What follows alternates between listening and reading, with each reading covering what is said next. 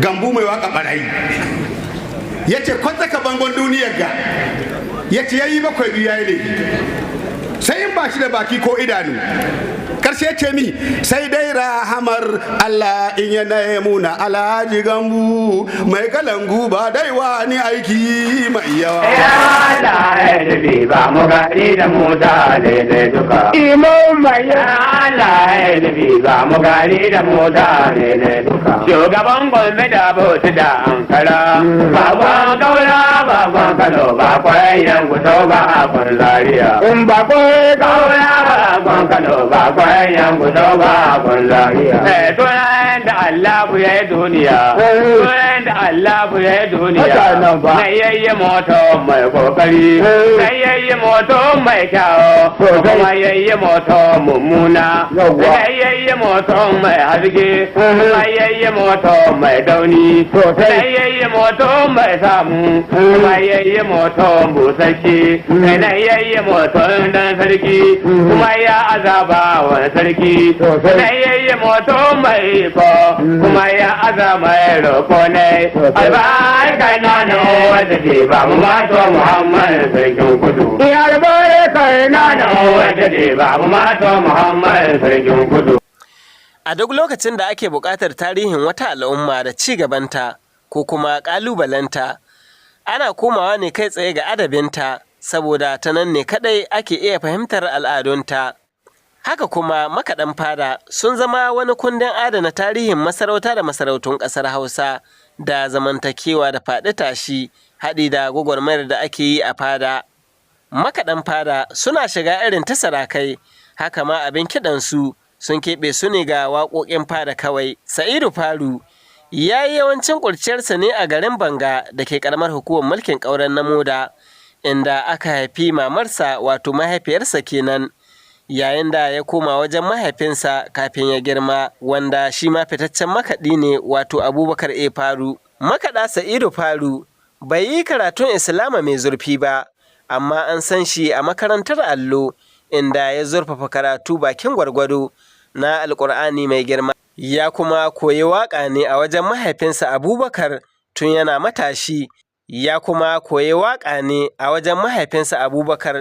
matashi. Kasancewar an fara zuwa da shi yawon kiɗa lokacin da yake da shekara 10 a duniya. Bayan ya kai shekara 16 ne ya fara amshi, wanda a lokacin aka haɗa shi da ƙaninsa Mu'azu a matsayin ɗan galadimansa. Saidu Faru ya koyi kiɗa wajen mahaifinsa Abubakar ne kaɗai, duk kuwa salon da yake amfani da shi iri-iri a cikin waƙoƙinsa ya koye su ne a wajen baban nasa, da kuma baiwar da Allah ya bashi ta gane fasalin waƙa. A lokacin da ya fara cin gashin kansa, ya fara da wata waƙa ne mai daɗin gaske wadda ke ƙunshe da tarin hikimomi. Don haka ne sashen harsuna da al'adu na Jami'ar Gwamnatin Tarayya da ke Gusau ya ɗauki nauyin shirya taron ƙasa da ƙasa akan tarihi da rayuwar makaɗa Saidu Faru daga ranar 3 zuwa 6 ga watan Mayu na shekara 2024. Dr. Abubakar Masama shi ya gabatar da jawabin maraba da baƙi a wajen taron. Here present, members of the management of the university, deans and directors here present, other members of the university community, participants, ladies and gentlemen, Assalamu alaikum and good morning. It is our honor and pleasure to welcome you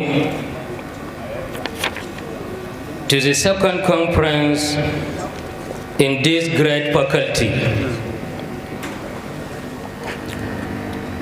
To the best of my knowledge, this is the second time we organize conference activities in this faculty. The first conference was organized by Academic Society for Arabic Language and Literature in Nigeria, ASALIN, in collaboration with Department of Arabic Studies, held on 31st October 2019. With theme Arabic Education in Nigeria between reality and aspiration. In this regard, I would like to thank, appreciate, and congratulate the Department of Languages and Cultures under the leadership of Dr. Demurabi Ubakura for organizing this important conference on the life and songs of Alhaji Saidu Faru, malamin waka mai kwana dumi na mamman na Balaraba, in honor of His Eminence, late Muhammad Machido Abubakar III, the 19th Sultan of Sokoto. We have no doubt that the outcomes of this conference will provide a broad, in-depth, integrative, and comprehensive perspective, as well as shapes attitudes, ways of thinking, and action that will positively impact and benefit society. The global is changing, and a new generation will require even more from you as Hausa scholars. We will need to find innovative ways to make sure that your work is as effective as it can be. Hausa program indeed is often not given the attention it deserves in most of the northern Nigerian universities. But in Federal University Gusau, we must thank and appreciate the Vice Chancellor in person of Professor Muazu Abubakar Gusau and his management team for the maximum support and cooperation given to the Faculty of Humanities in general, and particularly Hausa program. This indicates that the importance of Hausa language, culture, and literature should never be understated in this era. We appreciate, sir. Mun gode, Allah ya fi mu yabawa. I want to draw the attention of academic staff in the faculty and the university at large to the importance of focusing on conference activities with a view to promoting international publishing in the prestigious international indexes, which will increase visibility and upgrade the university's ranking. Finally,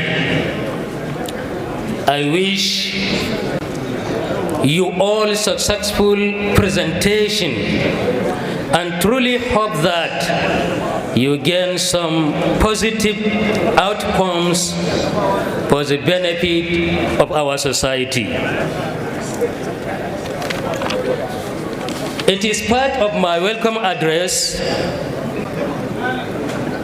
With your permission, sir, Vice Chancellor, I want to invite the Vice Chancellor in person of Professor Muazu Abubakar to present souvenir gift from the local organizing committee to Honorable Dr. Abdul Malik Bongodu, Zannam Bongodu, sponsor of the conference, member of Rep Maru Bongodu local government. Da yake buɗe taron, gwamnan jihar Zamfara Dauda Lawal, wanda kakakin majalisar dokoki na jihar Bilyamin Ismail Morike ya wakilta, ya yaba wa jami'ar bisa shirya taron. Academics and distinguished participants,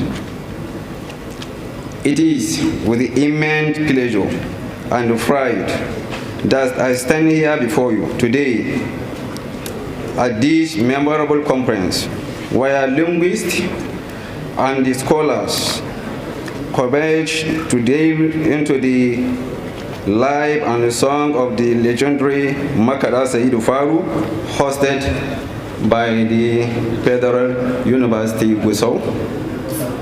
This gathering marks a historic occasion as we embark on a week-long journey of scholarly discourse and the cultural exploration. As the Speaker of the Zamfara State House of Assembly, I am particularly impressed with the theme of this conference because it resonates deeply with my personal upbringing. I can remember very well that in my earliest day, I have been an admirer of Makada Saidu's artistry. His lyric echoes through the corridors of my memory. Our elders then used to quote his song to impart wisdom, to guide our moral compass, and to instill within us a profound appreciation for our history and the Hausa culture. I am confident that the scholars and the lecturers assembled here will dissect the theme with a meticulous care, unbearable the layers and of meaning embedded within the reportable of the iconic Hausa musician. It is through this rigorous analysis that we can glean invaluable insight, not only into the life and the work of Makada Saidu, but also into the broader tapestry of Hausa cultural history. As legislators in the Hollow Chamber of our State House of Assembly, we are very committed to upholding our constitutional duties, including preservation and the promotion of our Hausa indigenous language. In this regard, we pledge to devote time and attention to studying the papers presented at this conference, enriching our understanding and usage for our Hausa language. There is no doubt that it is through language that we connect with our constituent people, bridging the gap between governance and the governed. Therefore, by embracing our linguistic heritage, we try to ensure that the voice of our people are heard and the concern addressed with the empathy and understanding. As we embark this intellectual process, I once again extend my heartfelt wish for a fruitful and enriching conference experience to all participants. May your deliberation be marked by insight and a deep appreciation for the cultural legacy we seek to uphold. By this conference, be a beacon of enlightenment and inspiration for the generation to come. With these remarks, on behalf of the Governor of Zamfara State, Dr. Dola Lawal, I hereby officially declare the conference open. Thank you. Shugaban taron Sanata Aliyu Magatakardan Wamako, wanda Farfesa Aliyu Muhammad Bunza ya wakilta, ya kira da sauran jami'o'i da cibiyoyin bincike da su yi koyi da jami'ar wajen taskace al'adu don amfanin al'umma. Bari in fara jinjina wa jami'ar tarayya ta Gusau da ta jawo hankalinmu da cewa da tsohon zuma ake magani.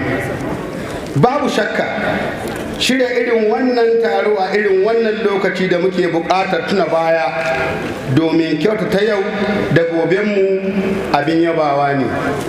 Allah ya biya ku. Amin. To, matsayin da kuka bani na shugabantar taro baya buƙatar wani dogon bayani. Domin waɗanda muke son su yi bayani sun riga sun rubuta bayanansu, sauraro ne namu. Fata ta ita ce Allah ya yi muna jagora. Amin. Ina son in yi amfani da wannan damar in kira masananmu da manyan malamai da masu bincike da jami'o'inmu da manyan makarantunmu da cibiyoyin bincike na tarayya da jihohi da su mayar da hankali wajen taskace al'adunmu domin amfanin kawunanmu da ƙasarmu baki ɗaya. Babu ƙasar da ta ci gaba da al'adun wasu ba nata ba. Ashe ba don jiya ba da yau ba samu farfajiyar share wurin zama ba. Ina fatar za ku sake tunani yadda za mu ci moriyar mawaƙanmu na baka wajen kawar da barazanar tsaro da tashinar da ke yi wa duniyar mutanen ƙarninmu barazana. Masu girma masu daraja, na kawo kusan ƙarshen karatun saƙon mai gidanmu kuma gwamnanmu. Dan kuren da ya gabata kaɗan nake son da Allah kuma da gafara. Da ƙa'idar mu almajirai ba a cewa tsohon gwamna. Don kalmar nahu ta tsoho in an samu ta ɗiban na ƙarshe wanda ke abin da zai biyo bayan sa namiji ne, to shi na nuna tsohon gwamna kenan uba ne ko tsohon gwamnan da ya wuce. To shi ne mu ga ƙa'idanmu sai dai a ce gwamnan da ya gabata. Da an ce gwamnan da ya gabata an cire zaman tsohonsa da a shi ko kuma tsohon da aka fita yayinsa. To jama'a, zan komo ga bayan na dakata da gangan saboda magatakardar mutum ne mai ladabi. Gabani ya bani wannan sakon shekarun je kowa ya gan shi a jarida a talabijin. Yana jiran gwamnan Sokoto ya zo kan wani taro. Gwamna na zuwa ya miƙe tsaye. Shi ya fara miƙewa tsaye. A matsayinsa na gwamnan da ya gabata ya tarbi ɗansa saboda irin wannan ladabin na dakata a gabatar da iyayenmu sarakuna. Don haka daga cikin abubuwan da nake ganin ya kamata yi akwai sa hannun sarakuna sa hannunsu wajen taimaka ma zaman lafiya, musamman ga irin wannan aiki na samu manyan mawaƙansu, sanannunsu, fitattunsu a yi bincike a kansu. Sa hannun gwamnatin tarayya ta ba da irin gudunmuwan da za a yi binciken kwarai. Sannan jami'o'in mu su taimaka wajen taskace hikimomin magabatanmu. Jami'a kamar yadda shugaban wannan jami'a gaskiya ya yi fice akan haka, ya yi tsaye ga irin wannan taron. To ko jami'a ta yi ta ɗauko wani mawaƙi adibi a kawo. Wani malami na mai suna Professor A.B. Yahaya, Abdullahi Baro Yahaya, ya ce babu hikimar da ake iya watsi da ita don in ba ta yi amfani yau ba gobe tana amfani. Allah ya ƙara masa lafiya. Wasu na ganin cewa ai to waƙoƙin da aka yi ta tarawa kamar waƙin hududu ne. To amma cikinsu yanzu za ku ji in za a gabatar takardu za ku ji akwai hikima sosai. Allah ya taimake mu. Sannan kuma shi kure kowa na yi. ba magatakar zai jawo abin ga ni zan jawo shi in jawo wani shahararren adibi wanda ya kware wajen yi wa mutane waka da zaburar da su ga harkar sata, gambu mai waka barayi, ya ce kwatsaka bangon duniyar ga, ya ce ya yi bakwai biyu ya yi ne sai in ba shi da baki ko idanu. Karshe ce mi sai dai rahamar Allah in yana muna alhaji gambu mai kalangu ba dai wani aiki mai yawa ba. Kenan aikin ka bai tsare da kai, Allah kawai ke tsare da kai, Allah ya tsare da mu. Dukkanin kasashen suka ci gaba a yau da bazar magabatan su suke rawa kowace ƙasa. Haba ai mun je magabata na cewa bakin wani ba ya sude wa hannun wani ne. Dole yan uwa tashi Muhammadu yana tabbata kamuna da kai ko tashi ba san komai ba. Ya sako ka ba mu da kuna da sallah ka tashi saura mu kai. Ya sako ka ba mu da kuna da sallah ka tashi saura mu kai. Mana ka zayyaniya sai sai ba kariya ga kanon wa kaula da ko tawo da ko da kuji an gurbi da abun gudu amma do ne na kaman mara da ko wannan suna ba ne ko yana zayyaniya kana magana ta tabbata sai inda rana ta be ta tabbata yayin da rana ta ka ba duwa ne na ga da kula ba da musu ba dole ma'aurin iya a ce mishi baba. A ƙasar mu Allah ya sa mata albarka, jihohin mu gaba ɗaya Allah ya musu albarka. Yace na manta in ƙara cewa Allah ya wa jihar Zamfara albarka, don ina karanta ina tura mai ya domin Zamfara ta fara kiran wannan albarkar, ta fara tunani ai wannan abin, to cikin addu'a a ƙarshe Allah shi wa jihar Zamfara albarka. Ina fatar wannan karatun da mai gidanmu ya sa in yi Allah ya sa albarka ciki. A nashi jawabi, shugaban jami'ar gwamnatin tarayya da ke Gusau, Farfesa Mu'azu Abubakar, wanda ya gabatar da jawabinsa ta harshen Turanci, ya mayar da hankali ne akan muhimmancin al'ada da amfanin adana ta. A great pleasure for me to witness this particular conference, an international conference organized by Department of Language and Culture of Federal University Gusau. And the conference is dedicated to Makada Saidu Faru, 4 decades of Hausa royal songs, which is 4 decades. You are talking about 40 years now. Some of us were really very young, and talk less of our own children. What will they remember? Saidu Faru and Co. The late Machido, may Allah forgive them all. This conference is organized to educate and appraise our own culture so that we put it on record that this culture exists and is not dying. Allowing not to take this particular conferences, similar conferences, meaning we are allowing our culture to go down. We are trying to end our culture. And unfortunately, you have heard Professor Bunza, who make the analysis in terms of statistics, that Hausa and Hausa culture exist almost everywhere. And we thank God, our culture is almost synonymous to our religion. Our religion is our culture. So that's why you find it very difficult, even if we want to get rid of it. It's always there with us, and it's for us to maintain our culture. Nobody will do it for us. Nobody will do it for us. We are the one to do it for ourselves. At the university, yes, the dean have already made his own speech.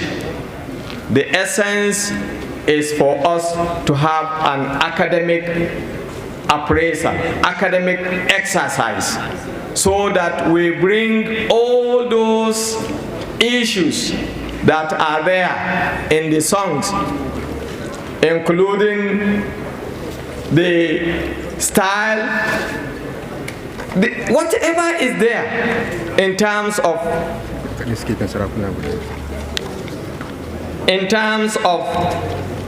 the songs. That was the essence of it, i.e. to make it academic and sound. However, you can see, because it is culture, language and culture, then we ended up, we brought all our emirs. Most of them are here. Most of them are here. I'm never so happy than today, because whenever we have a purely academic exercise, then you find our environment, only very few acknowledge and attend our activities. But this one, because it's their own, because it's for us, then you see almost everybody is here. If he's not here, his representative is here. And this is really a wonderful event. I will talk about the university a little bit, because we can only showcase our own issues, our stakeholders, particularly the state government, the federal government.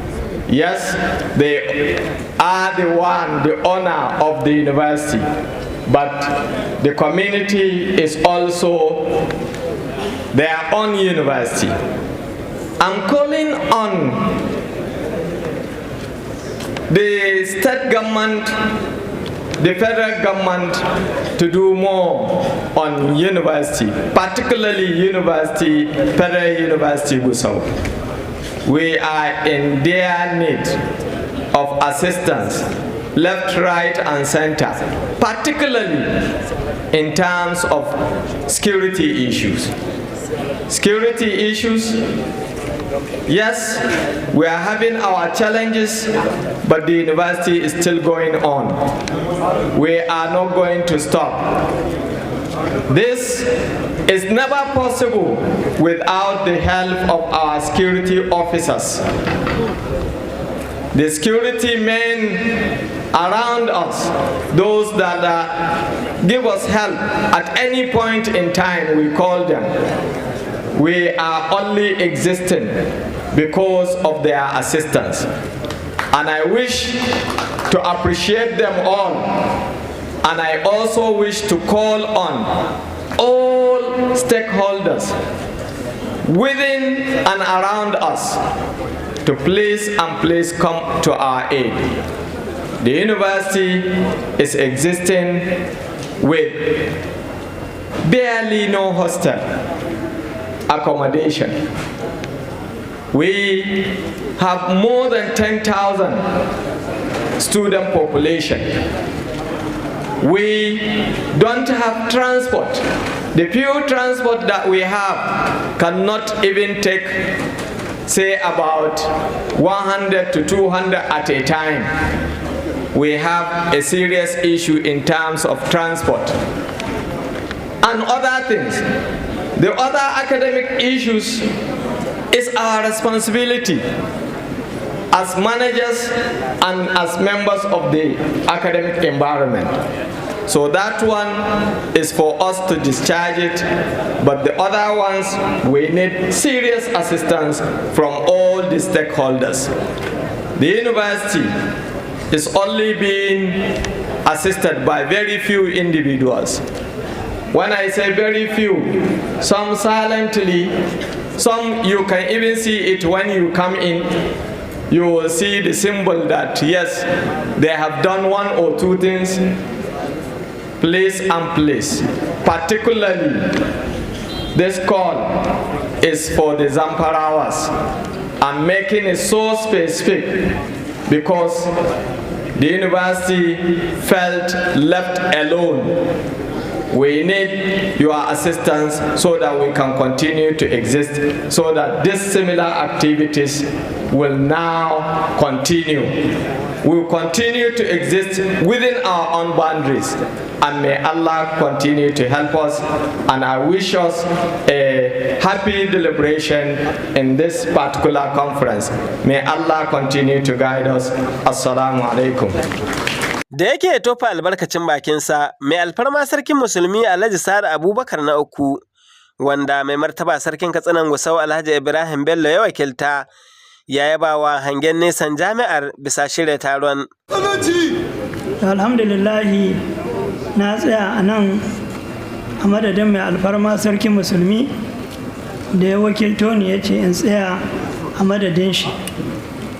Ya ce yana fata alheri, kuma yana murna, kuma yana kira ga jama'a da mu ci gaba da haɗa kanmu, mu yi ƙoƙari mu kawar da duk wani abin da zai sa mu rabu, kamar yadda addini ya ce wa tasimu bi hamdillahi jami'an wala tafarraqu. Yana da kyau mu ci gaba da haɗa kawunanmu, kuma alhamdulillah mun ji daɗi da Allah ya sa aka yi wannan taro. Muna kusa, kuma Allah ba mu ikon zuwa. Amin magadin korau. Domin akwai mutane da yawa wa'inda mun daɗe ba mu sadu ba, amma gashi yau Allah ya sada mu da su. Akwai ma profesa da yake nan daga Sokoto, ƙila wasu ba su san yadda nake da shi ba. To ajin mu ɗaya da shi a secondary school, kuma alhamdulillahi yau gashi ya zo mun haɗu face to face. Ba sai na ɓata lokaci ba, alhamdulillah mun ji daɗin wannan haɗuwa, kuma muna fatar za a ci gaba da irin waɗannan abubuwa, ba sai tarukan jami'a ba, a ta ƙirƙiro wasu abubuwa waɗanda za mu ci gaba da haɗuwa, kuma waɗanda za su taimaka mana domin samun zaman lafiya da fahimtar juna. Ba sai na ɓata lokaci ba, dan duk bayanin da ya kamata a yi, shugabanmu mai martaba sarkin Zamfara Anka ya riga ya yi. Ni na faɗi wannan ne takaitacce, don ina wakiltar mai alfarma sarkin musulmi. Muna fatar waɗanda suka zo kusa da nesa, Allah shi mai da kowa gida lafiya, kuma Allah shi ƙarfafa wannan makaranta, kuma Allah kawo mana da zaman lafiya, kuma Allah ya sa wannan makaranta ta samu taimako mai yawa daga wurare daban-daban, yadda abubuwa za su yi sauki. Ina godiya kwarai da gaske, kuma mai alfarma yana godiya don shi wakilto ne. Allah ya saka mu kowa da alheri, Allah shi mai da kowa gida lafiya. Assalamu alaikum wa rahmatullahi. Shi kuwa shugaban majalisar sarakuna na jihar Zamfara Alhaji Attahiru Muhammad Ahmad kirayi ga jami'ar da ta rika taskace ayyukan makaɗan ƙasar Hausa da sauran ayyukan Hausawa. Na Kano waɗanda aka wakilta, masu martaba sarakuna, mai girma kakakin majalisar dokoki na jihar Zamfara, mai girma sakataren gwamnati, masu girma kwamishinoni da ke nan, 'yan majalisar dokoki ta jihar Zamfara da suka samu halatta, Profesa Banza da sauran manyan shehunan malamai da wannan jami'a da kuma waɗanda aka gayyato, sauran manyan baƙi da aka gayyato, 'yan jarida, sauran jama'a, assalamu alaikum wa rahmatullahi wa barakatuh. Zan yi da Hausa ba don bai iya turanci ba. Turanci na karanta, digiri na farko da turanci da siyasa su na karanta, kuma na yi masters ga hulɗa da ƙasashen waje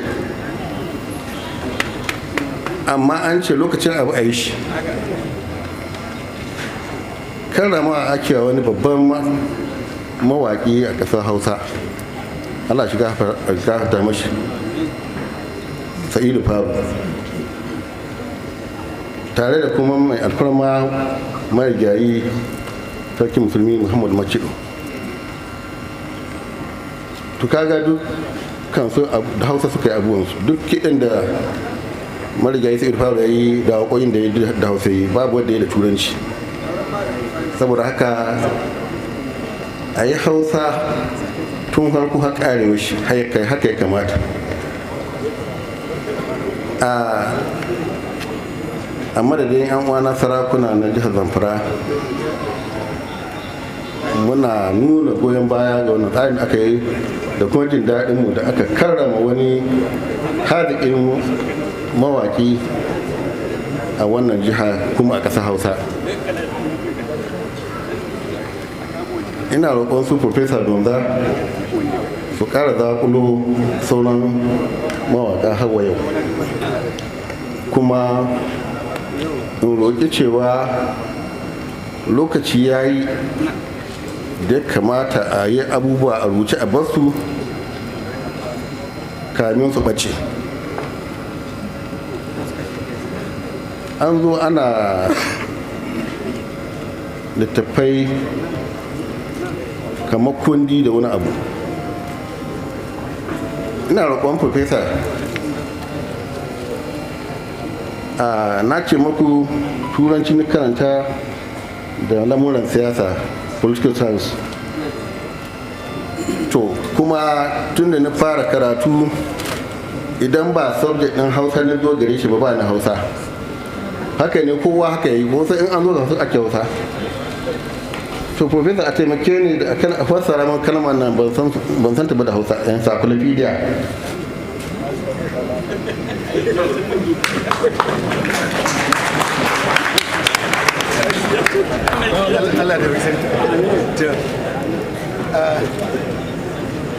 Na so in yi karambani in jawo malamina, amma dai yana nesa kwarai. To encyclopedia yau ana fasar da malam buɗe littafi. Shine Google, shine malam buɗe littafi. Don tambayan ta ake ta ba labarin komai, don haka ce malam buɗe littafi. To malam buɗe littafi muke so a yi na mawaƙan Hausa, don sun isa a yi musu littafi. Kamar yadda sun a yi encyclopedia kuma ta Hausa gaba ɗaya, Hausa culture. Kuma in sun samu ne a yi encyclopedia ta sarakunan Hausa, a yi encyclopedia ta malaman ƙasar Hausa, malaman addinin musulunci da malaman ilimin zamani, a yi encyclopedia ta abincin Hausawa da sauransu, domin shi da mu aje na baya musu taho su gani, domin an fara lalacewa. In kun ka duba, an fara lalacewa, lugga Hausa ko harshen Hausa yana sai ya ɓace,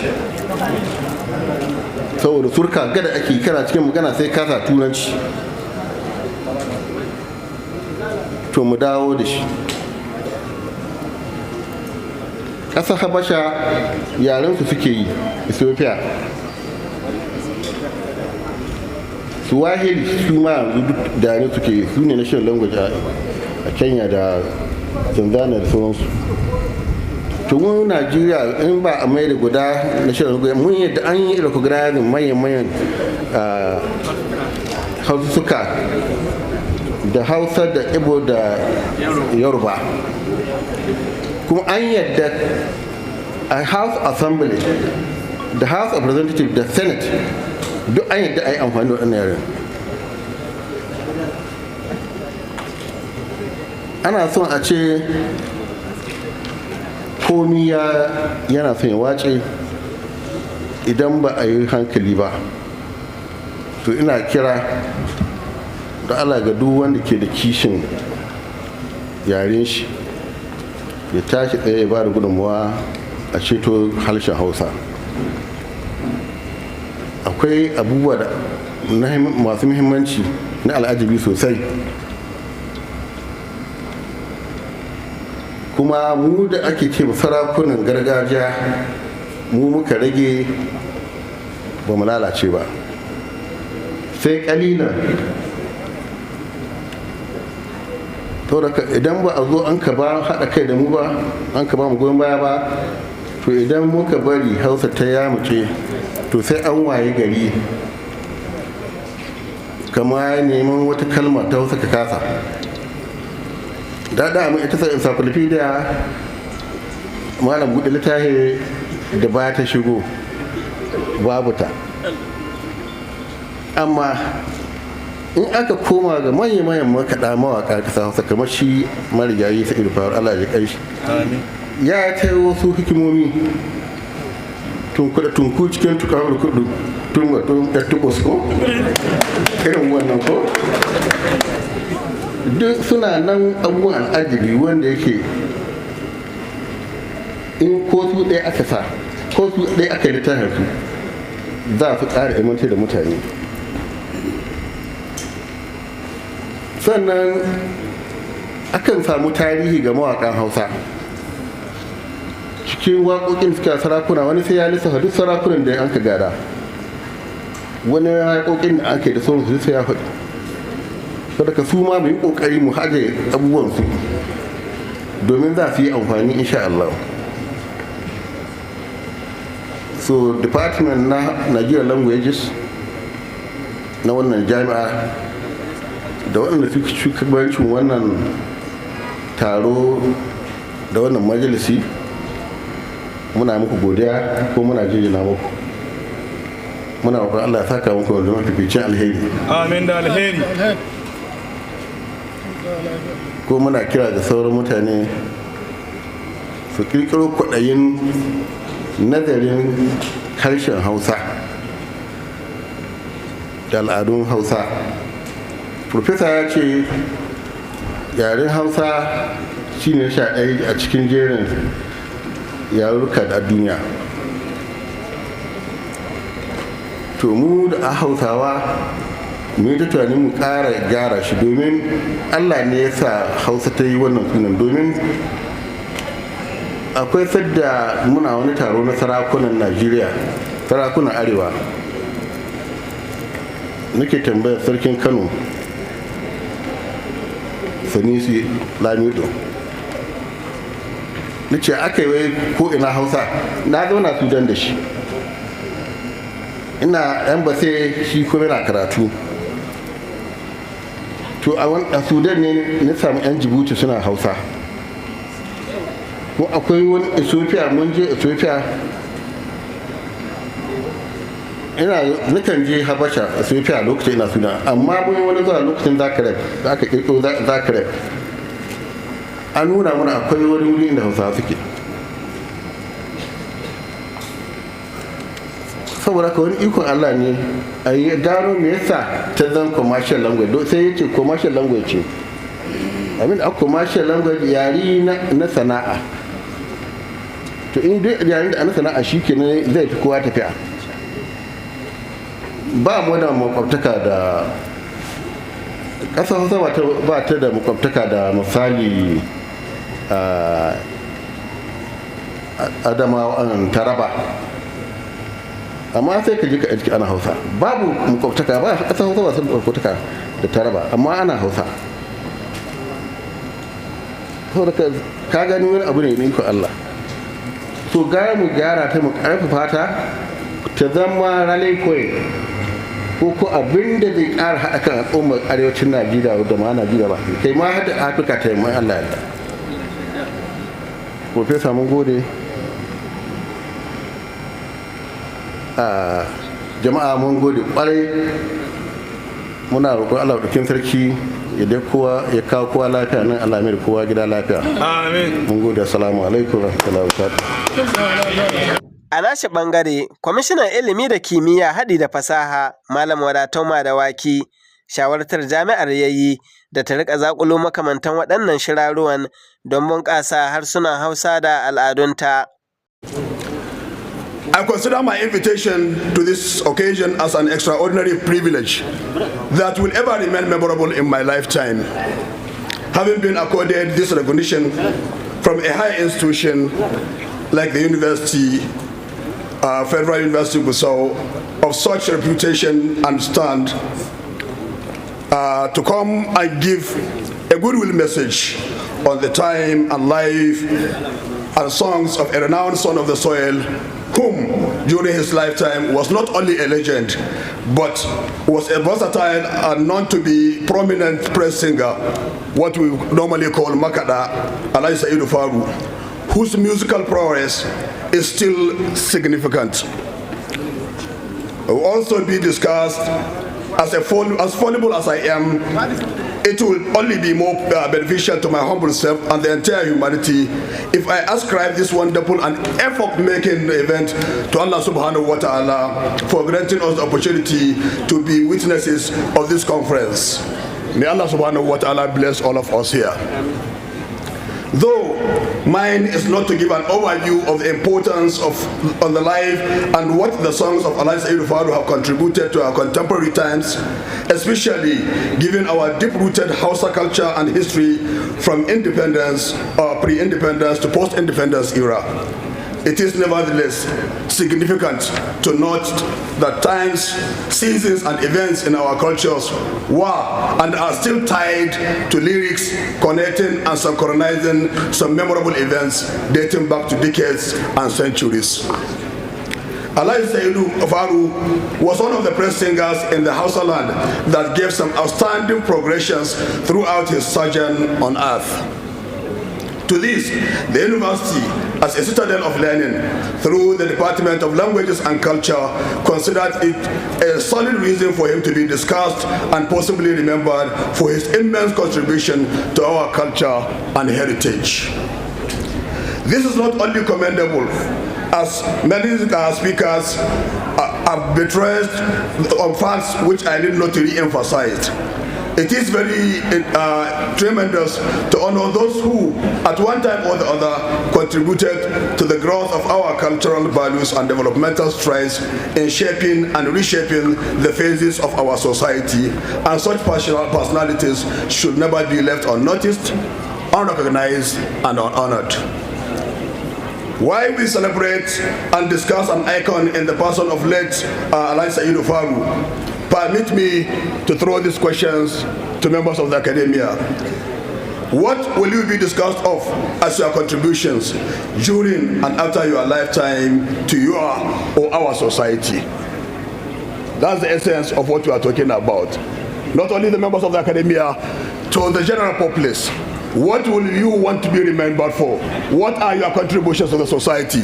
What are the footprints that you are leaving behind for the society to remember you? The above question therefore brings me to much wider orientations, especially those of us saddled with leadership responsibilities, being it in a wider or smaller scope. The political leaders, traditional rulers, religious leaders, civil servants, business moguls, and those in academia, what legacies are you striving to leave behind for a day of reckoning? There is no doubt that the Federal University Gusau, being one of the astute institutions of higher learning in Zamfara State, strategically situated to produce technocrats, researchers, academicians, businessmen, iconic politicians, traditional rulers, military officers, as it continues to operate in the Zamfara State, will continue to add value to our lives.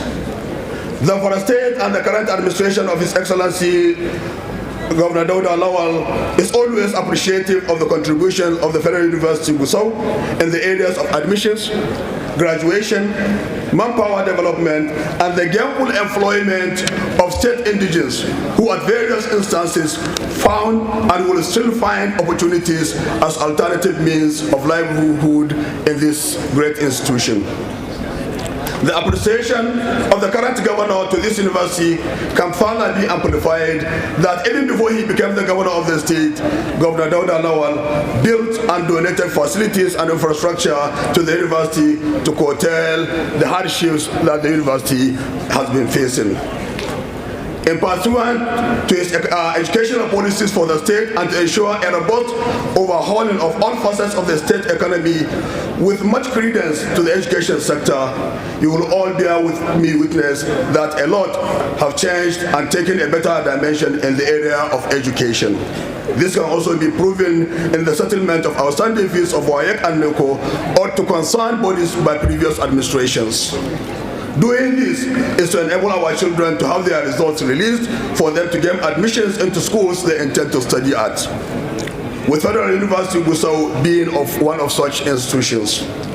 This same administration of Governor Dauda Lawal is overwhelmingly constructing additional structures across schools in the state, renovating dilapidated ones as well.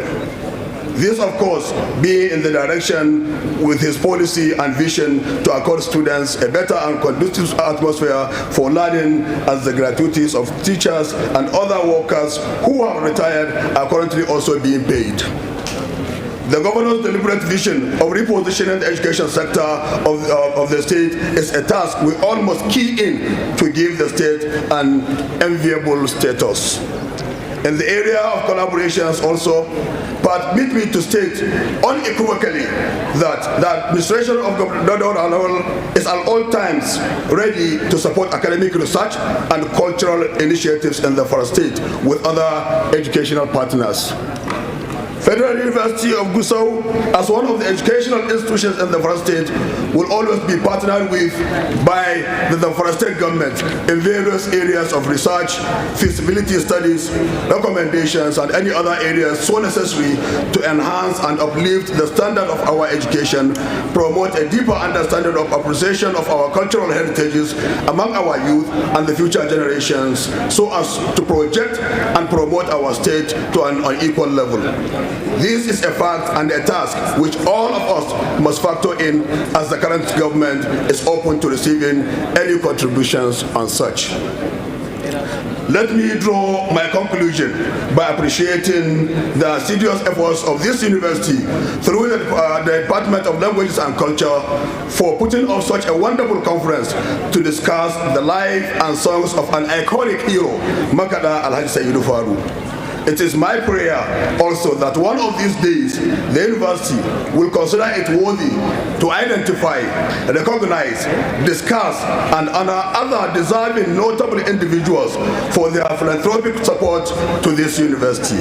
And to the university, may I encourage its leadership to continue in its benevolence of giving admissions and employment opportunities to our children, to continue to do so, and in any other deserving areas that is being deserved. Once again, I pray that we have a terrific conference.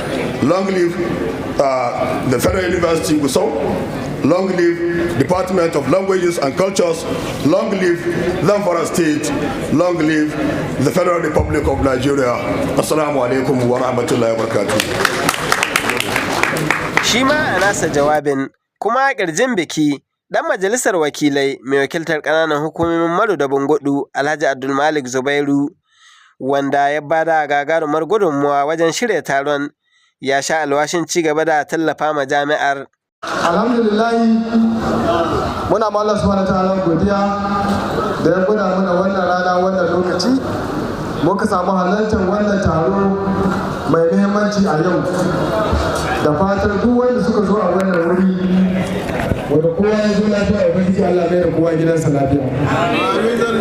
Jawabi na a takaitacce ne kamar yadda hukumar makaranta ta gabatar cewa cikin kaddara ubangiji domin samun nasarar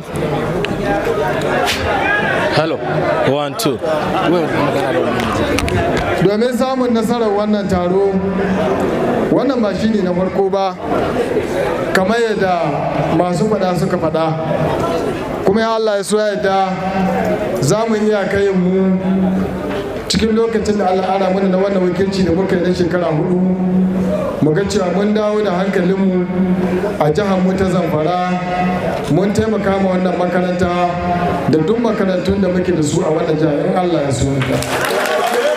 Ina amfani da wannan dama ka kara godiya ta musamman ga wannan sashe na Hausa da ya ɗabbaka wannan abin da ake yi a yau, kuma Allah ya kaddara aka samu nasara gagaruma wanda ina tabbatar da wannan makaranta ba za ta bace da wannan rana ba insha Allah. Daga ƙarshe ina son yi amfani da wannan dama in yi tambaya, kuma idan aka bani ansa ga wannan tambaya yanzu a kyauta mai tsoka ga wanda ansa wannan tambaya cikin masana ilimi da suke wannan wuri. Kuma yana son alƙalin wannan tambaya shine ya zama Profesa Gunza. Ganin wanda aka karrama a wannan wuri shine mai alfarma marigayi sarkin musulmi Alhaji Muhammadu Matuƙa, Allah ya mashi rahama. Ina son masana a wannan wuri su faɗa mun waƙa nawa Saidu Faru yawa mai alfarma sarkin musulmi ga hanyarsu. Wannan ita ce tabbata. Waka ƙwara nawa yan masa kafin Allah ya masa wafati. Wannan ita ce tabbata. So ina son an san nan yanzu, kuma ya Allah ya zuwa da bayan ansa ta akwai gagarumi. Amma banda dan madami ba ni so, banda dan madami. Banda dan madami.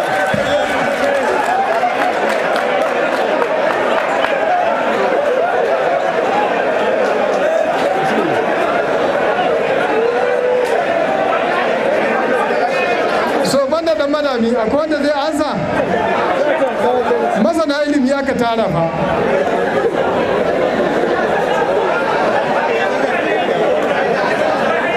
To an samu mace za ta ansa wannan tambaya, Allah ya ba ta sa'a. Bismillah malama. Ok, Profesa, to na yi ta.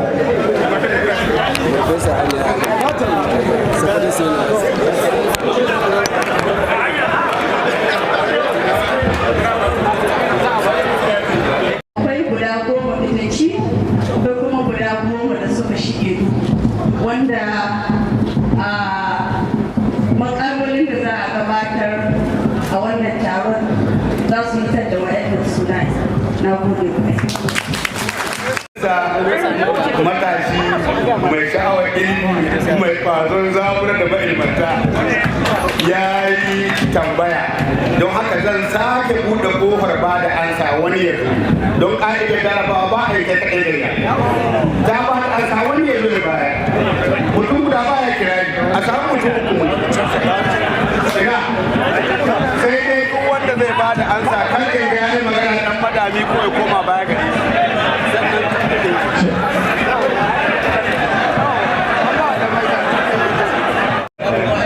Sunana Faru mai haya abokan naibi da trago da mahukumin kushe da marigayi makaɗa Alhaji Saidu Faru ya yi wa sarkin kudu Muhammadu Macido, kuma tsohon sarkin musulmi waɗa Alhaji Muhammadu Macido guda 20, wadda 10 sun yi hice, 10 kuma hanyar suna cin kawai da ta Allah ta faɗi. Assalamu alaikum wa rahmatullahi ta'ala wa barakatuh. Assalamu alaikum. Ana neman wani babu kawai ya yi kira ne na ƙwarci. Ya yi kira ne na ƙwarci.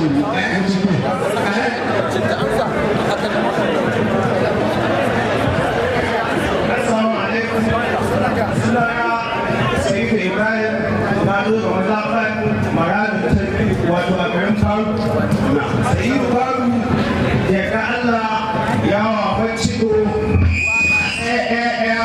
haubara tara. Insha Allah, I know that amsar da Allah ta yi ganin tuwa insha Allah. Insha Allah, ko ni ya tabbata. Saboda kuma kan bai mutu nawa. Mutu uku. Dan majalisa ya sami ido ga kuma makaranta ɗin kai Kano. Ba da son ɗan abin gasa. Dan Allah ya ma a taimake da mutum guda ya zo na ƙarshe. Ina ɗan kuka.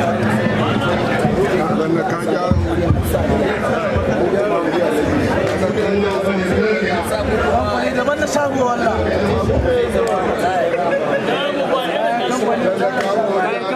mai shago.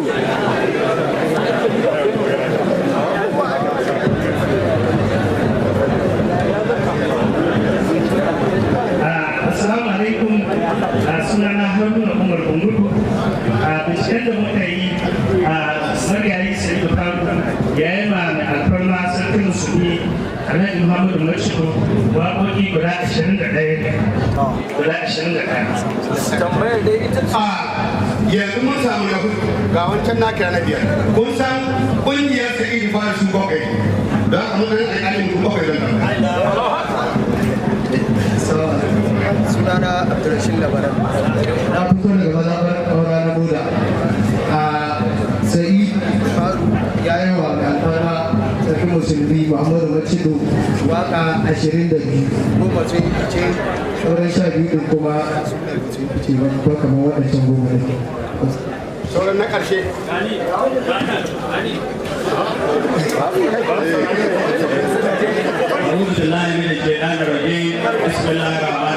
Sunana Isa Gudu, na yi kawai daga maza Abu Gudu, Ahmadu Macido, Saidu Faru ya yi mai waƙoƙi guda 20, guda 10 sun yi ta bayyane, guda 10 suna nan fade.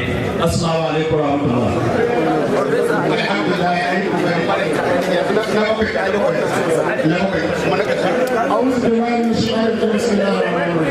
Sunana Ibrahim Kuma daga birnin Magaji abinda waƙar da Saidu Faru yawa Muhammadu Gari Muhammadu Macido waƙa 21 guda 12 su ne hita guda 13 su zo da bace. Wassalamu alaikum.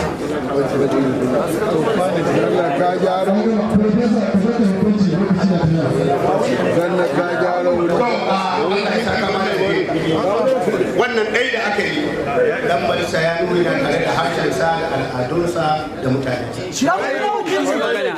kuma ya nuna ba abin da ya dame shi illa ilimin zamfara. Allah ya kawo lafiya wannan gaba ɗaya mun ji kun ga kamin in ba da ansa ina kai da kawo ga ƙa'idar mu almajirai ilimi ba ga mutum guda yake sai ka nemi ilmanta shawara ni ko ga za kar a zo a kauce ba ƙa'ida ni dai gaskiya na yi zaton dan majalisa kamar unguwar su nake don kamin in taso su ne na sau da tambayi mutum uku na cikin hotel shin waƙa na wasu ibi ne wallahi ba zai tambayi ba to Allah ku ke zai wasu zai bayani shin waƙa ne wai mutum uku suka bani ansa kowa ban gaya ma amma yau da aka yi tambayi sai na kira malamin waƙa zamfara dan madami Allah ya ba shi abin da komai da komai da ya sama Allah ya ba mutum tsaye da ya ba shi to gaskiya ga duk wanda suka ba da amsa ga abin da mun kuma kai ittifaqi Saidu Faru waƙoƙi 20 da yawa sai Allahu Akbar amma shi masani ya ce 20 da kike zuwa tunda an san abin ake kiran waƙoƙin su waƙoƙin bana ga wani ake tsoron son haka su wasan nan sun kai ba sai sarki kawo don sarki sai an mai kudin waƙa iya da ita in an zo an karanta mai an mai kudi ya yarda sai su zo kai ina an gani to ina akwai da zai yi da yara ne yawa sarki kudi sarki ya ce a ba na ba ina an gani ya ce a wani kasa ina an gani saboda ka ittifaqi 25 a hannun ka yake saboda ka wanda ya faɗi 25 na ƙarshe mu yi haƙuri kaddara ta riga ya fata kuma kai Allah ya koyar wadda aka yi mun ana jina ba ina bugun gaba da ɗaya da cikin malamin da ya koyar da ni Hausa Abdullahi Bayar ya nawa professor yana nan tare da mu Allah ya ƙara masa lafiya Allah ya ƙara masa lafiya Allah ya ƙara masa lafiya ya ba mu umarni kullum muna yara mu tsaya mu yi adalci ko a kan mu don haka me zai hana mu kira wanda ya yi na 25 wuce saboda in muka bi wato kamar yadda malami na ya faɗa 25 ne amma yanzu abinda muke da su ga kaset guda 10. Yan akwai wanda adda wata banda wadda muke da ita to ya taimako da kawo. A jama'a mun godiya kwarai ga shugaba dan madani. Dan madani. Ai an yi rikici wa kudin na madani an ce sun kai 100. Sai na shekara 10 ina bincike ban kare ba ina ingila wajen na soja ya aika ni waka da sani. Ina ingila jira da baban gida don ku dauka an jarida. Ya aika min kasa inda ban taba sani bai ce to akwai shi. Mai gurne da gurne sarkin munafukai kowa ya san ka. Kamali duka ya san sarkin munafukai bai kwanan kisa. Duk ɗaya mun san don waka. Amma gaba ɗaya ba aka ce ko akwai ta. Amma kaga an san da ita. Don haka mai girma ɗan majalisa ta da amincewar ka kira wanda ya faɗi 25 Allah ya saka mana Allahu Akbar. Kamar da nace akwai kyauta, mai kyautar ta zama biyu. Na farko wanda ya gada. Na biyu akwai wata yayanmu ko in ce inanmu ta ma mace ce ta yin hazaka ta fara fitowa a matsayin duk cikin 6 ko 7 da suka ansa muna da mace guda da namiji guda 6 saboda haka wanda ya yi na farko zan ba shi naira miliyan guda mace da ta yi ita ma cikin maza zan ba ta naira 950.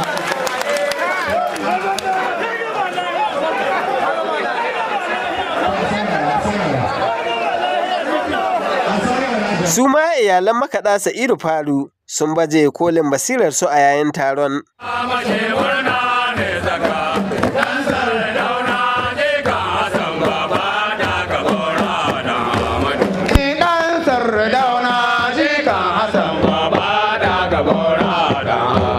Alhaji Baba Muhammadu Mace Baba barka da haihuwa maliya. In yaji da suna tariya da kyau domin sun ga Muhammadu Mace in yaji da suna tariya da kyau domin sun ga Muhammadu Mace baje ne je ga dan godiyo mai gaba da kai mai sha daɗi ba. Abdul Malik Zannan ka so albarka Muhammad Abdul Kalir Zannan bungu ira Saidu bi dan mota ya kai albarka da albarka Alhaji Mace Abdul Malik Zannan bungu ji kan bawa bi dan mota mu albarka giwa mai ban tsoro mamman dan mamman mai takakkai yaki mamman gwarzon Usmanu kurun maganin mai gwangwani dan abu Ishiya da halin gana Abubakar ya Allah don zatin Allah Abdul Malir ne maka addu'a ya Allah shi nada maka sayyan irsa Saidu ya Allah shi ma gwamnan jiha irsa Saidu baba daji kake dan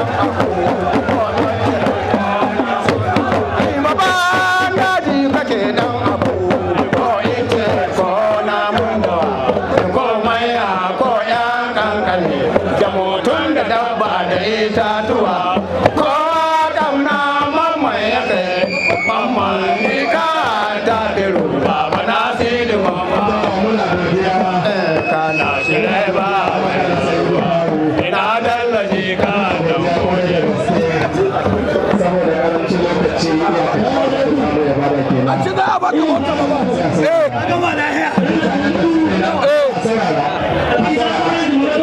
mace girma Allah ma da yawa baba duniya kashi 7 ya kwasa yan sarki na kallon gidan bane kai kai ga irin wa gamar laha gidan bane kai kai ga irin wa gamar laha ga ka dan mai daraja ga ka je kan Usman Kurdabi na hodiyo ga ka sarkin nasara ga ka Alhaji Mace ga je ka ta hidubu ga ka mallami kake ga ka mummuni kake ga ka ba ka zaida abinda Allah doka ma mutum baba ba ce mazan na gode Allah shi kara mana sarki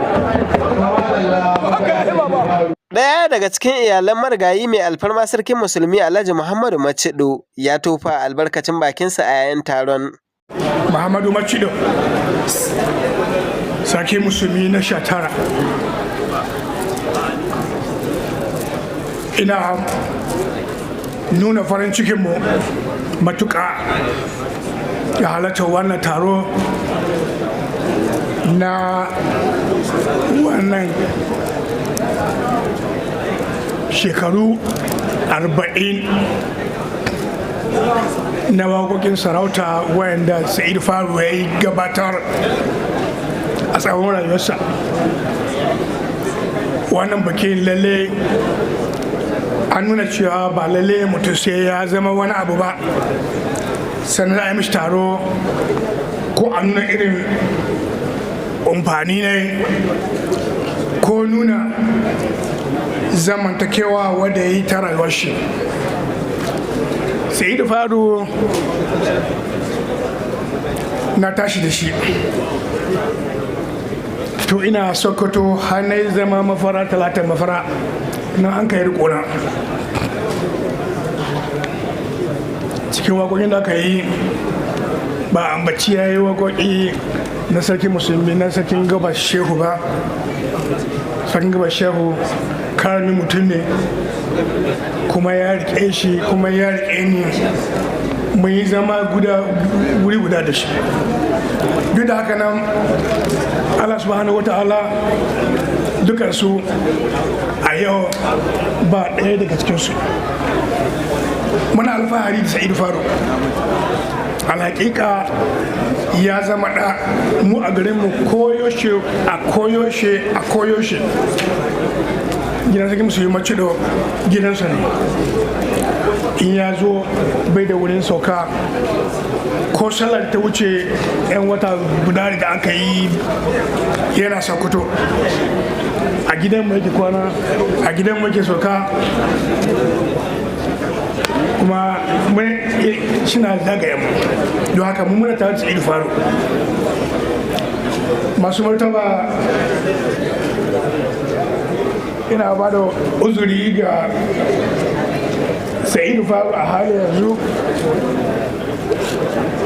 irin zabgewar da ya yi gaba daya muka mai koma wajen mu zama, amma dai wurin haka yana Zamfara a cikin jihar Zamfara. Mu ma mun tashi muna bidan shi. Wannan taro ya sani kwarai da gaske a jiya da dare ne kuduri in zo Zamfara a kan wannan taro domin 'yan uwana su neme ni lalle in halarci wannan taro saboda muhimmancinsa.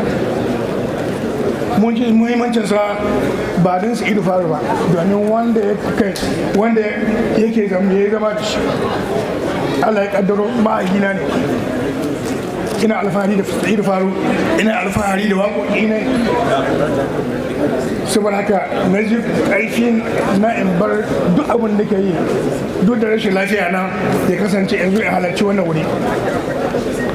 Mai martaba sarkin Katsina ya san uzuri na tabbatar mishi na fasa na bar tafe-tafe, amma akan wannan Allah ya kaddaro ne dalilin sai na zo wannan taro domin in karama shi ne ma ya kasance tunda har yanzu bai ɗauke wannan dangantaka da tsakanin shi da mahaifina ba. Don haka ni gida guda mun ka fito da shi, muna ma alfahari da shi domin ya ɗauka mu, ya girmama mu, ya nuna mu nashi ne kuma mun ɗauke shi namu ne. Abin da ba na mai Saidu Faru ba, Allah ya san bai yi abin da ba mu yi. Allah ya ba iko, in ba mu yi ba mu da iko, amma muna iko lalle muna yi mishi. Don haka muna gode masa Saidu Faru, muna kuma addu'a mahaifin shi na Allah shi mishi gafara. Mu kuma mu da aka tare Allah ya mu rika cikin zuciya ɗaya, mu rika cikin ba tare da wani alfahari ba, mu kasance mu ɗan ƙonmu ne domin ya girma mu, ya girma tsohon mu, ya girma masarauta kuma ya girma addinin mu da al'adun mu. don hakan ga mu a wurin muna ƙara masa fata alheri, duk abin da suka ta sama na alheri Allah ya biya musu, mu kuma Allah ya sa mu gama lafiya ba tare da wasu matsaloli ba. wani matsaloli kuma suka tuku cikin kasan muna roƙon Allah shi kawo da su cikin gaggawa. Allah ya sa kuma a yi bikin lafiya a ƙare lafiya. A uzuri na ni mai son koma Sokoto na yau domin akwai abubuwa da yawa a gabana wani kasance na halarci wannan buɗewar, don haka ina muku ban kwana daga nan ta da fata alheri a yi bikin da lafiya a wani lafiya. kuma iyalin ta gama su Muhammadu Makiro muna ƙara buɗe hannuwanmu ga Allah, mu roƙi Allah shi ba mu zama lafiya a ƙasar nan. Allah shi kare mu, Allah ya kare addinin mu, ya kare al'adunmu ba su kyawu, shi kawo nan da duka al'adu waɗanda ce wanda ba su da kyawu, wanda ka kawo mu da tashi hankali da waɗansu ɗabi'u na rayuwa. da haka da girma gwamna muna godiya kwarai da gaske, Allah ya saka da alheri.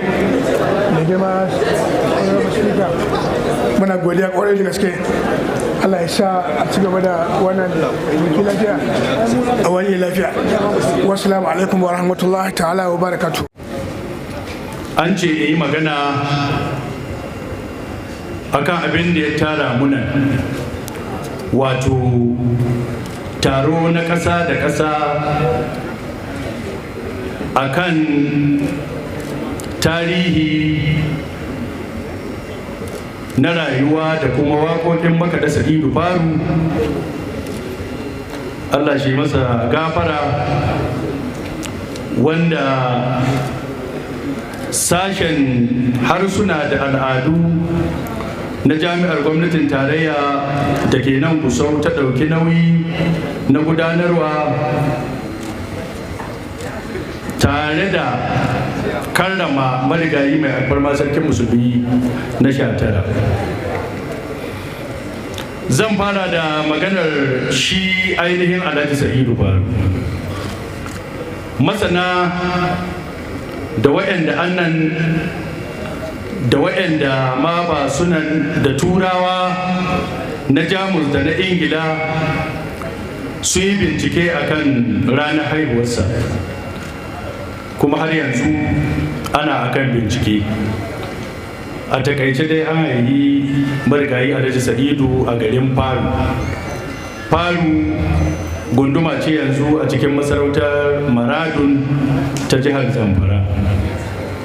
Ɗa ne ga Malam Abubakar Kusu ko Malam Abubakar Mai Koso, wanda shi kuma ɗa ne ga makaɗa Alu Mai Kuriya, wanda asalinsu Gobirawa ne.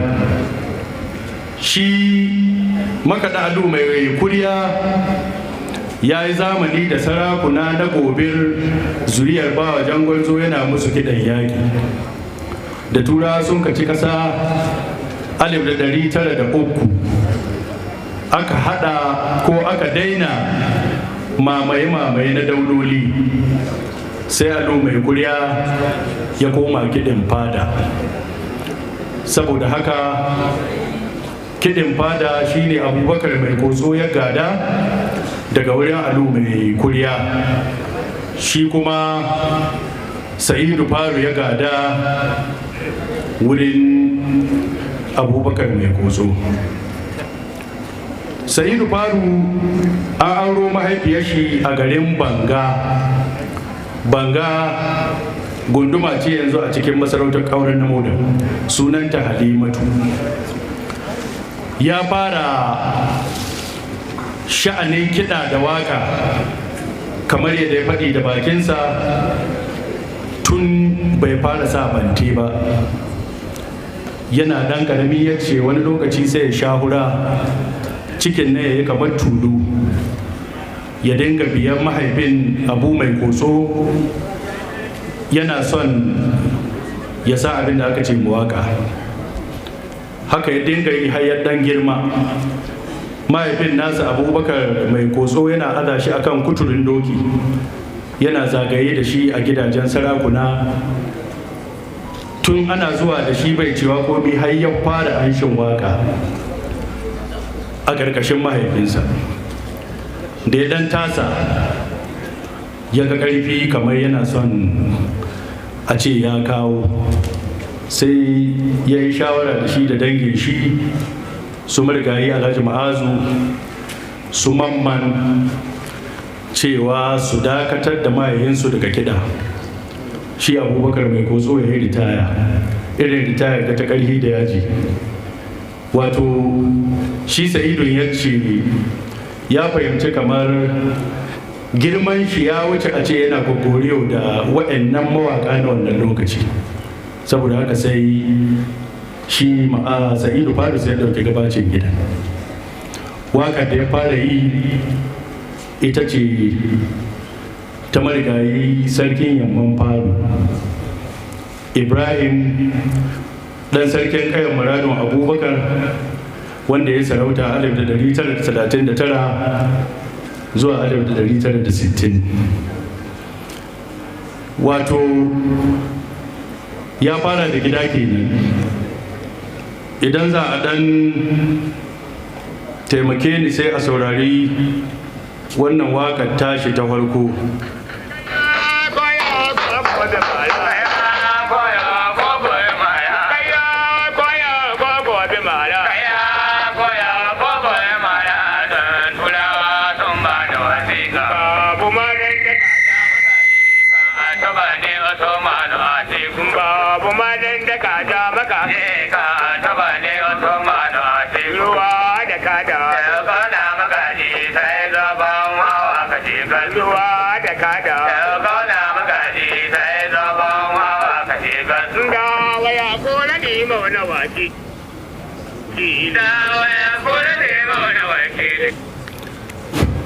Wato wannan ita ce waka ta farko da marigayi makaɗa Saidu Faru ya fara yi a matsayin mai cin gashin kansa bayan sun dakatar da mahaifinsu.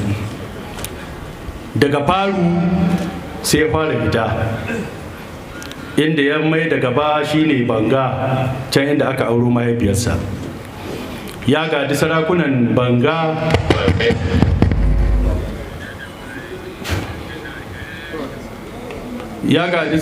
Banga daga mahaifinsa, saboda mahaifinsa ya yi wa sarakunan Banga kiɗa, cikinsu kuwa har da sarkin yaƙi Abdu. To sai ya fara da sarkin yaƙin Banga Sale Abubakar, wanda ya yi sarauta 1934 zuwa 1963.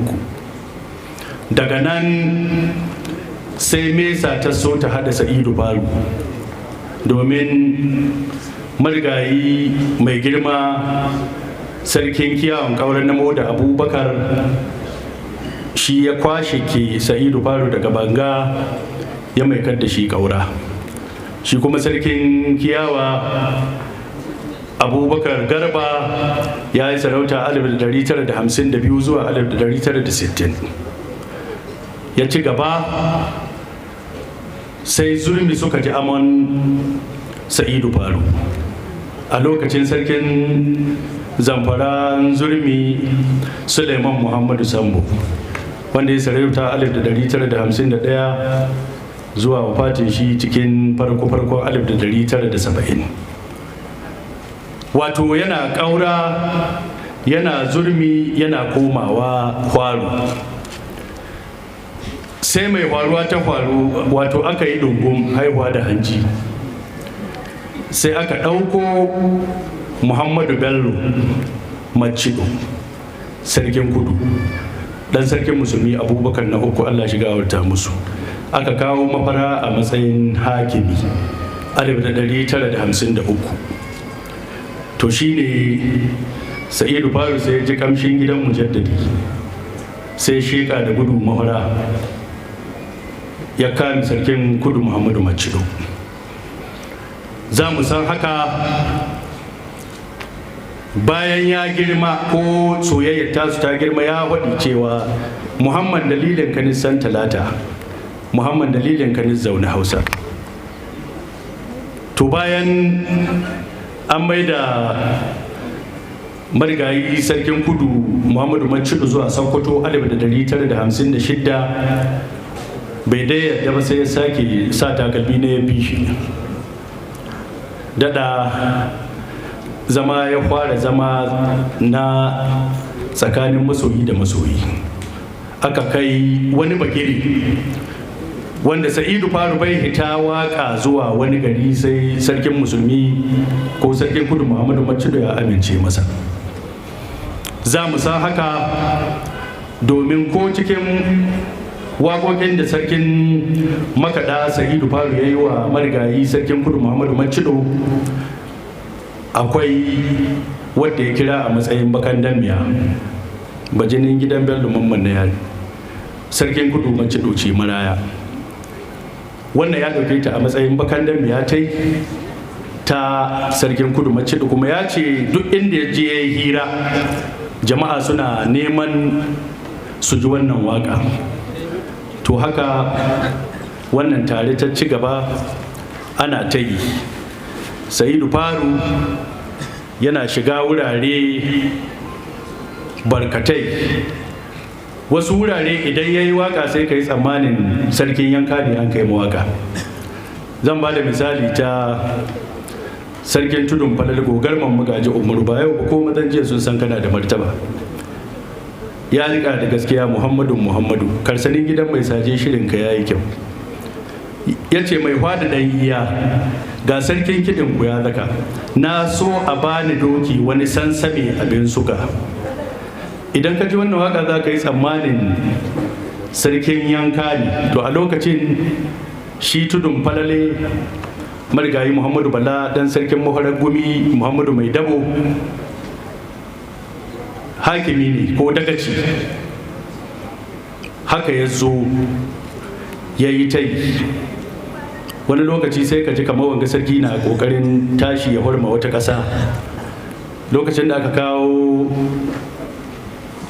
Muhammadu dan sarkin gabas Shehu a mahara, dan sarkin bauren Nange Muhammadu, dan Gwaggo, dan Malam Usman, dan sarkin musulmi Mu'azu,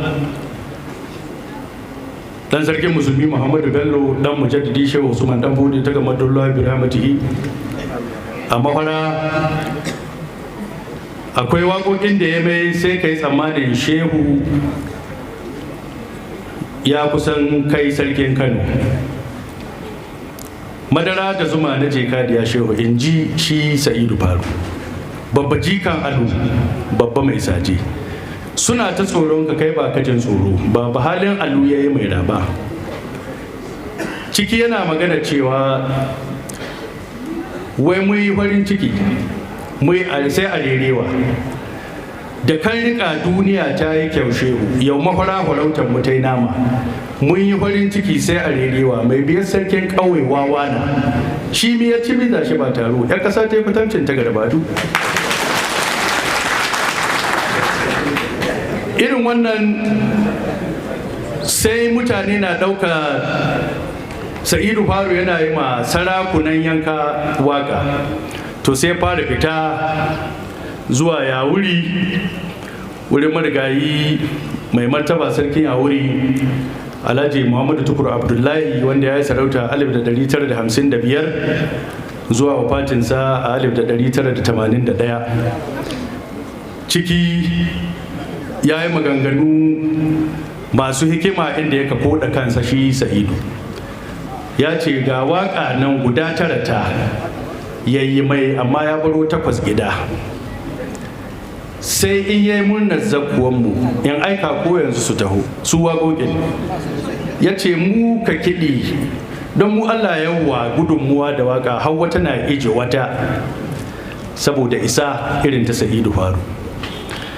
Daga Yawuri marigayi Saidu Faru ya gangara zuwa Kano wurin mai martaba sarkin Kano Alhaji Ado Bayero,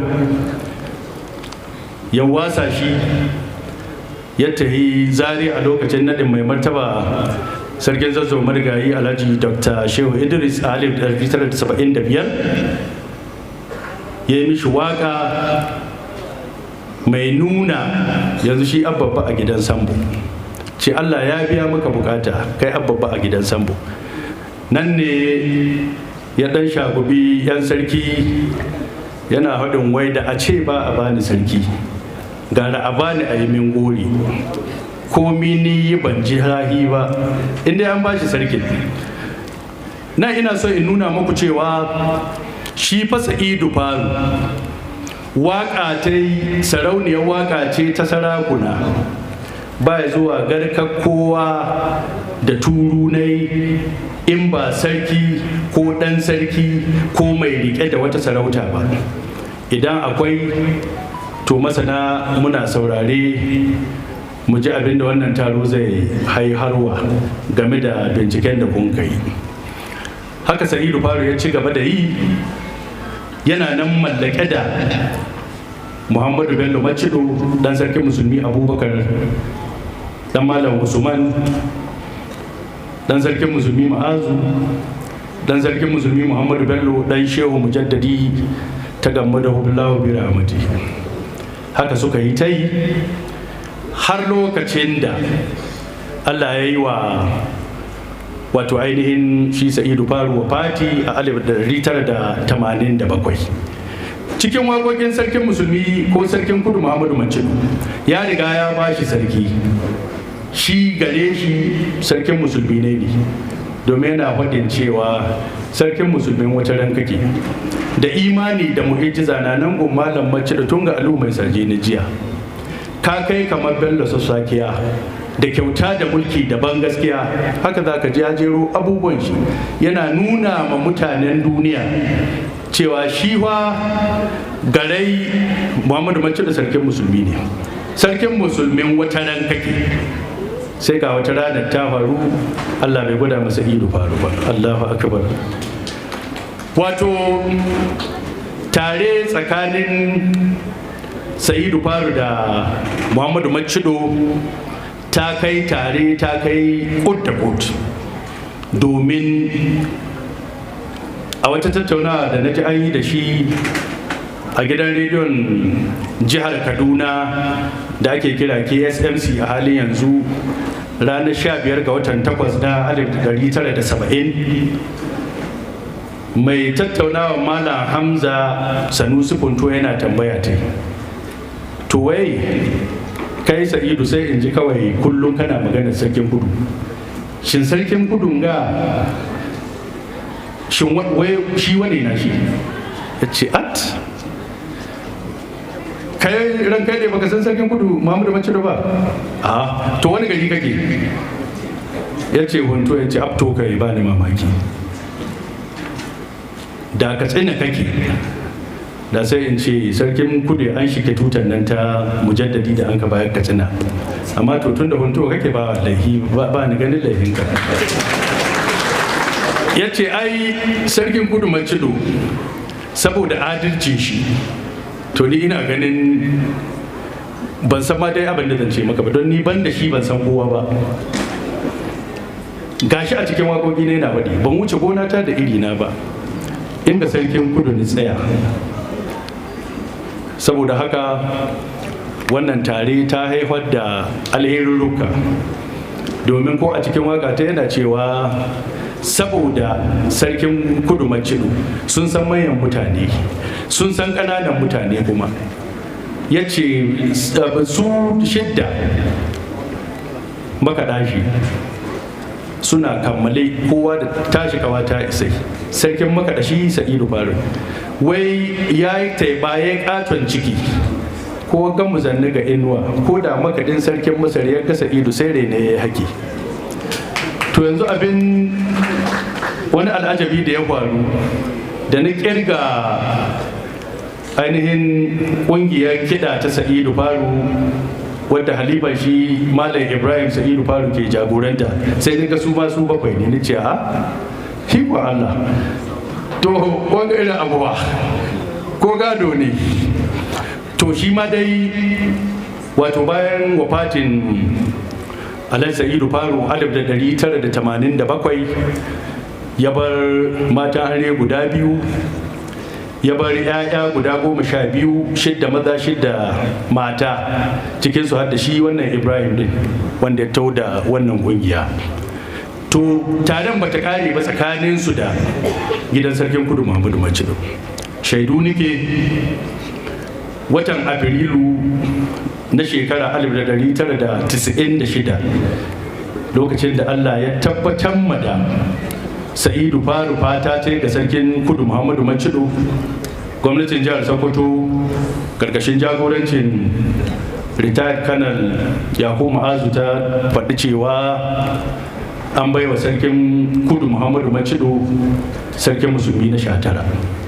Shi Ibrahim tabbas a gabana ya zo da turaye ya yi waƙoƙi waɗanda sun kai tare da mahaihin na sarkin kudu kafin ya zama sarkin musulmi. Sannan ya yi wata waƙa ta sarkin musulmi Muhammadu Bello Macido yana cewa sarkin musulmi Bello, sarkin musulmi Macido, Muhammadu dan Bello, gida mamman Bello duk yau yana hannunka sarkin musulmi Macido, Muhammadu dan Bello, gida mamman Bello duk yau yana hannunka. Wato wannan na nuna ainihin tare, waccan tare ce da an yi da mahaifin Ibrahim da sarkin musulmi Muhammadu Macido tun shi na sarkin kudu. Bai kira wannan tare ba. Yanzu ga mutane da mai girma uban doman Sokoto, hakimin sabon birnin Sokoto, Alhaji Malami Sheikh Muhammadu Macido, su ma sun zo saboda girmamawa da karramawa da mutuntawa. Na tabbatar da shi Malam Ibrahim kila bai rasa ce ma uban doma wani abu da wannan taron ta kare tashi. Da wannan nike cewa masananmu da suka taru zuwa an jima an ce za a baje koli na fasahohi na wannan bawan Allah, to muna hangen ko hasashen a ƙarshen wannan taro za a fitar da wani kundi wanda ba za a mance ba, wanda zai koma ana bibiya domin tuna rayuwa da kuma fasahohi na marigayi wato Saidu Faru, dan Abubakar Kusu, dan Alu mai kuriya bagobirin da ya ce zamara. Wassalamu alaikum wa rahmatullahi ta'ala.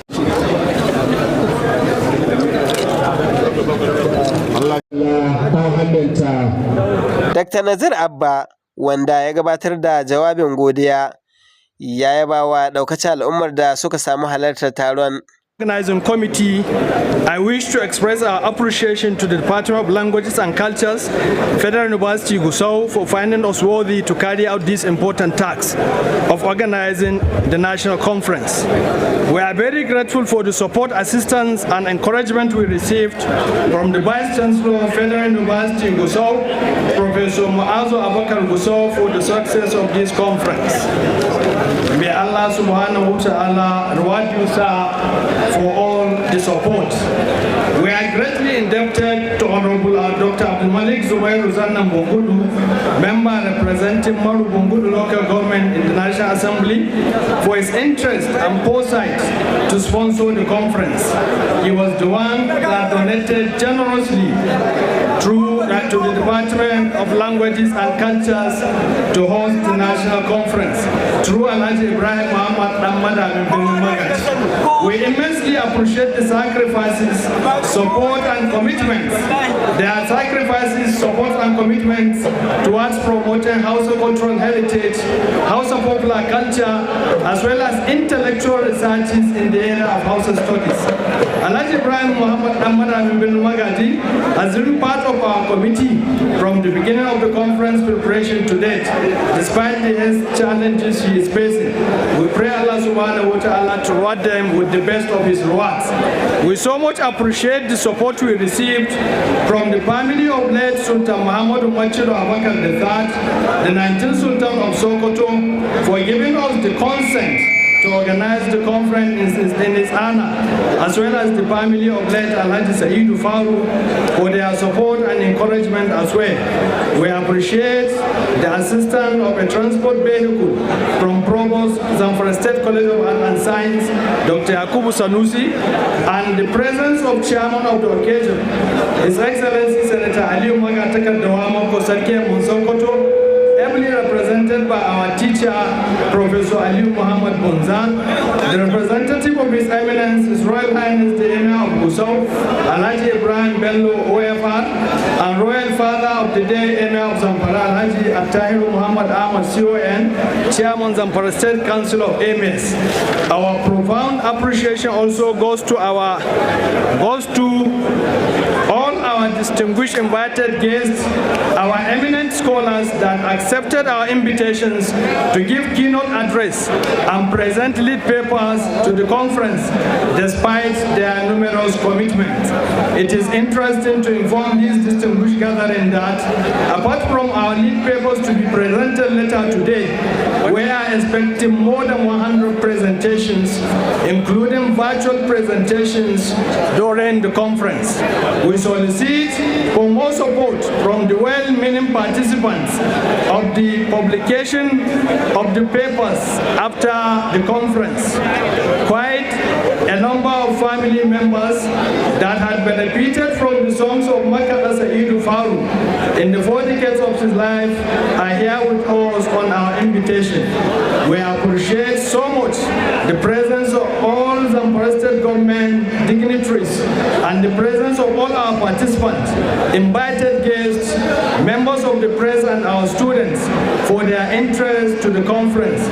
We wish all of you successful presentation and safe journey back to our respective destinations. Wassalamu alaikum wa rahmatullahi ta'ala wa barakatuh. Ga Mai Biredi TV, Mai Biredi TV, ga Mai Biredi TV, faɗakar ruwa nishaɗi, sai Mai Biredi TV. Gagara gasa online TV, Mai Biredi TV, gidan TV mai faɗakarwa, tare da nishaɗantarwa.